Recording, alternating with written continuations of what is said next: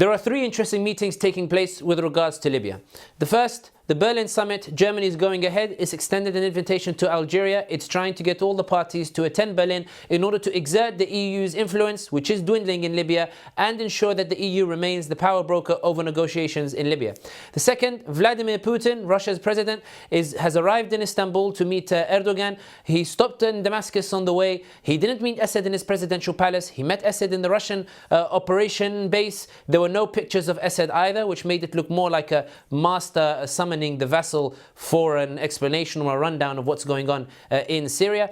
But Putin and Erdogan will also be talking about Libya. Russia's currently backing Haftar. Turkey is about to send troops, or has already sent some troops, to Libya to rescue the internationally recognized government. Russia doesn't actually want Haftar to take over. It actually just wants to be the main power broker. There will be discussions between Turkey and Russia as to how to monopolize the negotiations in Libya.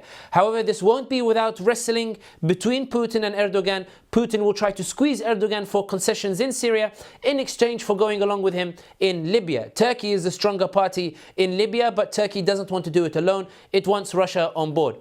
The most interesting one to watch will be the gathering of pro-Haftar supporters in Cairo.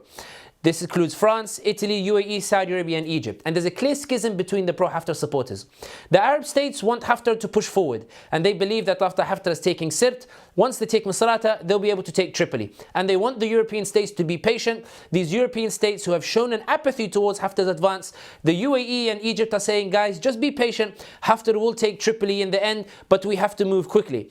The French and the Italians are in favor of negotiations. They fear that Turkey and Russia are going to be the power brokers in Libya, and are keen to get Egypt and the UAE to abide by the Berlin summit, to abide by the summit that is being organized by the EU, in order to make sure that the EU continues to have a grasp and some leverage over what's going on in Libya. So everything is up for grabs. What's interesting also is that Algeria has issued an invitation for President Recep Tayyip Erdogan to visit Algeria. This is very interesting. It shows that the schmoozing or wooing of Algeria by Turkey in recent times appears to be working.